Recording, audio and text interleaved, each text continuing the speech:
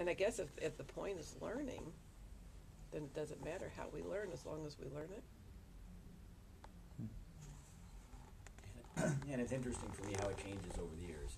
Like with my seniors, I'm not sure I would do the sorts of note card or Jeopardy games. With my sophomores, yeah, it fits more that group. And I think each teacher's personality plays a huge role into how you best can do an active, engaging activity. Because some of these games I probably couldn't do. I'm not sure. I probably could do speed dating.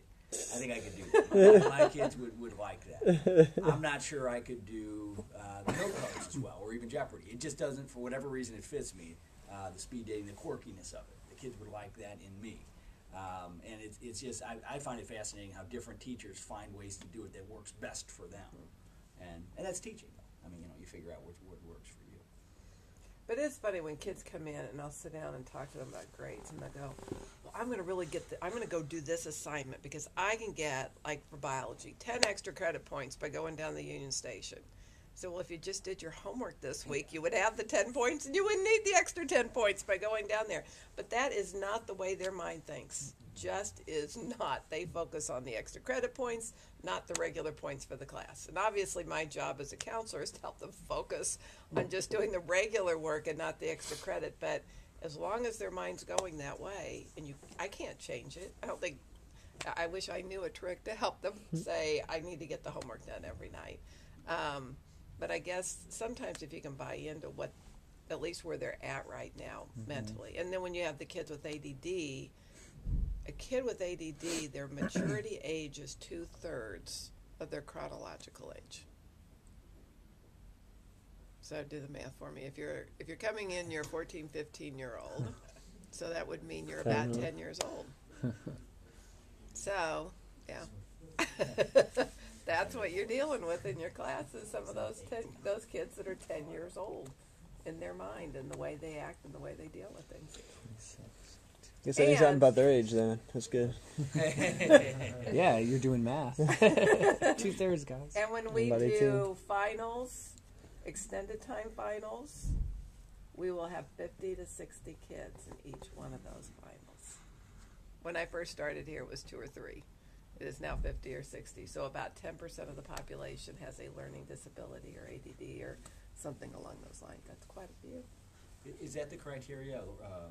They come to you with a learning disability, and it has to be a documented learning disability, and then you distribute the list? Mm-hmm.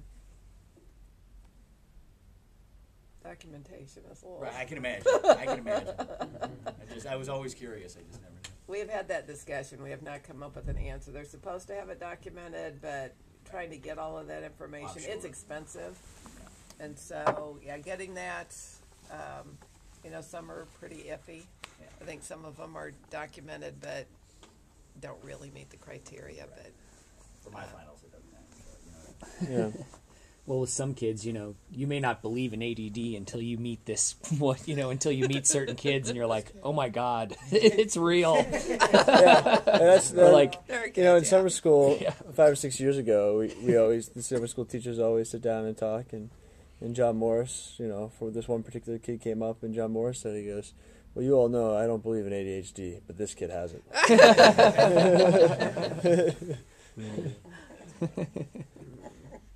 One of the things that I like about a lot of people's approaches to this, I've been listening, is like the no surprises approach. You're just saying, yeah, this is what this is it. Like the final should not be a surprise. We should have been learning this all along.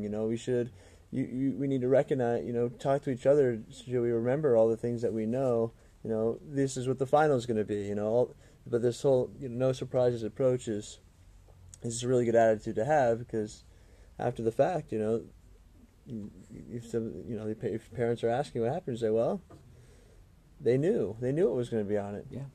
They knew this going into it, and they think we they still know. have those kids who are just totally shocked. Yeah, I know, but I think at least that's the goal. Is up for us is to try to create this scenario where they're not surprised, and it really excites me to hear everybody else's different ideas and activities, and as Mikey said, that every teacher does the thing that fits his or her own personality, which is really great.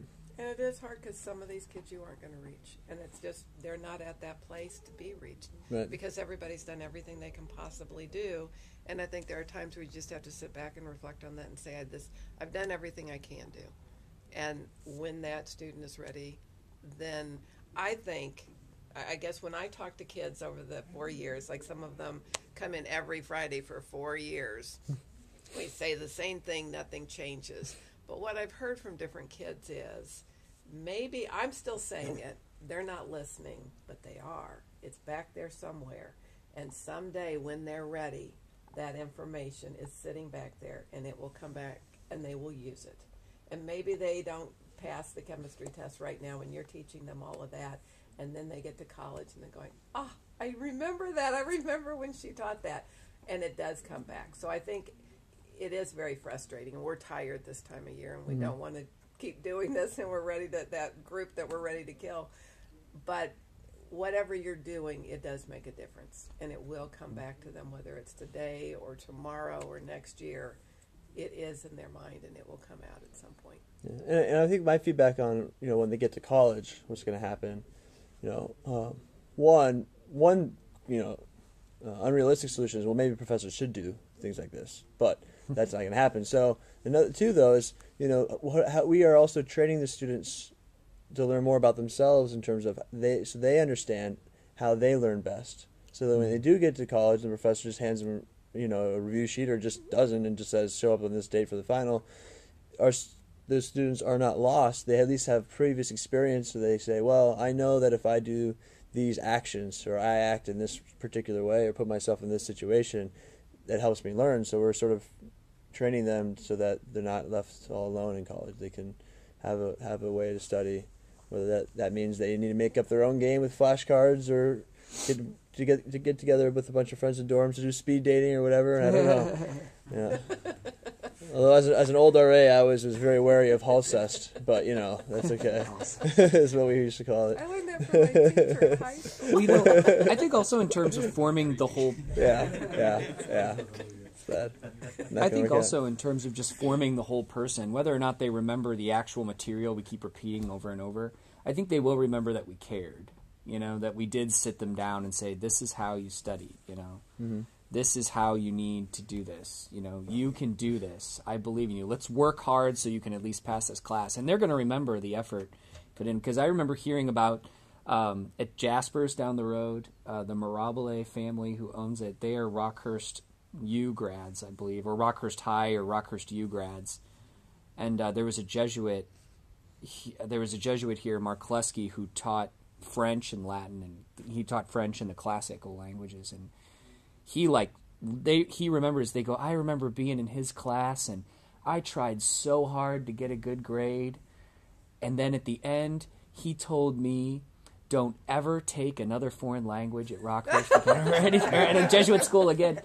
But he still remembers that priest, and he still really values, and he's like, he's a great friend of our family, we love, they're still Catholics and devoted to all that stuff, and they're really good, really humane business owners and all that, and I'm just like, you made an impression, so.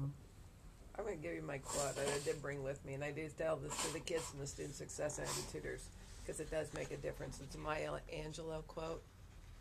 I've learned that people will forget what you said, people will forget what you did, but people will never forget how you made them feel. Mm-hmm. And a lot of the things that we are doing in the last 2 weeks is how we make them feel. Do we make them feel comfortable? Do we make them feel ready to take the final? Do we make them feel special? And I think when I do senior exit interviews, you guys make them feel special. They feel a part of this school. And kids that feel a part of something are likely to work harder than kids who don't. You guys do a great job.